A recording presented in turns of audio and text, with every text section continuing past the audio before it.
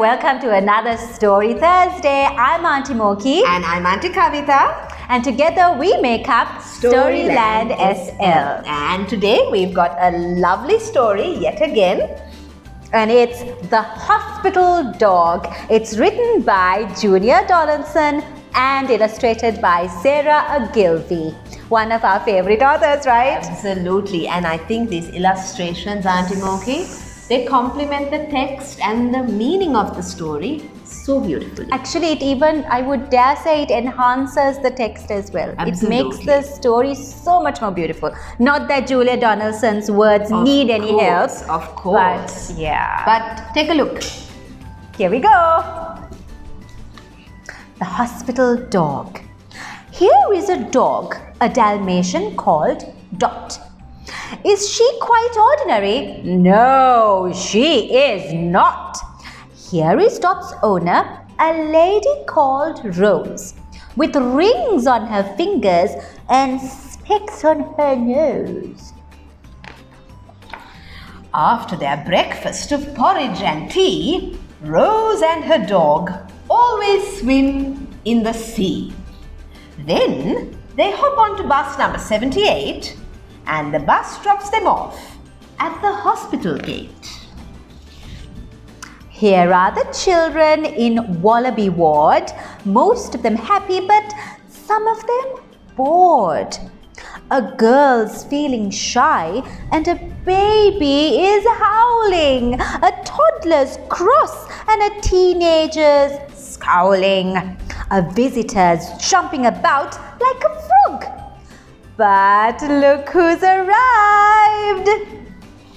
It's the hospital dog. Bay's feeling nervous. Today's her first day.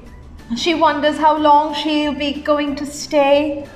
There's a tear in her eye and an ache in her head. But look who's appeared on the chair by her bed.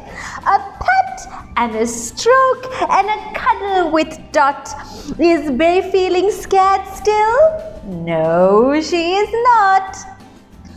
Gus, who is older than all of the others, would rather be out playing ball with his brothers. He's read all the books and he's tired of TV. But here is a dog he's delighted to see. A pet and a stroke and a cuddle with Dot. Is Gus feeling bored still? No, he is not. Here's baby Katie. She's hot, and what's more, she's covered in spots and her tummy is sore. It seems that she'll never stop crying. Boo-hoo. Till Dot lifts a paw to say, how do you do? A pat and a stroke and a cuddle with Dot. Is Katie still crying? No, she is not. Dot gets a hat and makes friends with a bear. She plays with a ball and rides in a chair. She calms down a doctor. She cheers up a mummy. She lets little Tyler play Tickle Dot's tummy. Here is a boy who is deaf. He's called Joe. Rose helps her dog make the sign for hello. Joe's going home now. His cough is much better. His mum packs his toothbrush and Dot packs his sweater.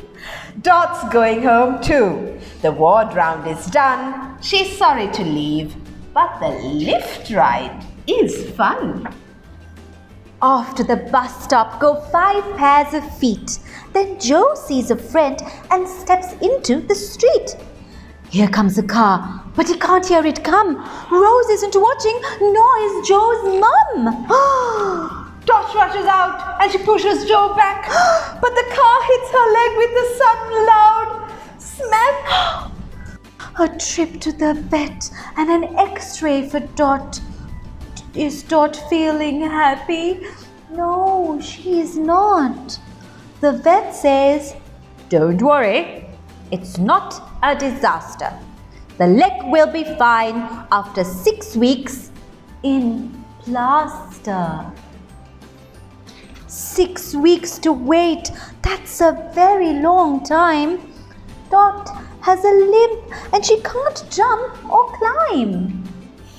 No swimming, no bus rides. Dot's feeling bored.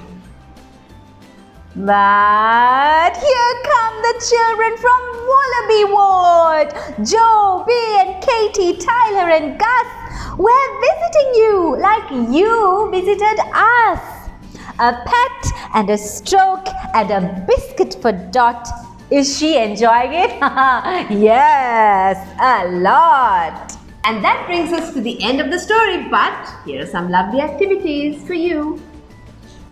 Let's try out some exercises based on the story we just read. Level 1. Easy. Questions about the story. 1. This story is about a dog called Dot. Why do you think she was named Dot? 2. What is the name of the hospital ward that Dot visits with Rose? 3. How do the children feel after Dot visits them at the hospital? 4. Name 3 things Dot couldn't do for 6 weeks because of her broken leg. 5. We're visiting you like you visited us. Who said this and why? 6. What does cuddle mean? 7. What do we call a doctor who treats sick animals? 8. What does it mean to feel bored? Level 2. Medium. More questions about the story. 1. Here is a picture of Gus, who is one of the children Dot visited at the hospital. A. Why do you think Gus is at the hospital? B. Gus looks bored. Look carefully at the picture and try and guess what Gus does to while away his time at the hospital. C. Why does Gus look sad as he gazes out the window? D. What are the 2 stick-like objects resting against the wall behind Gus's chair? What are they for?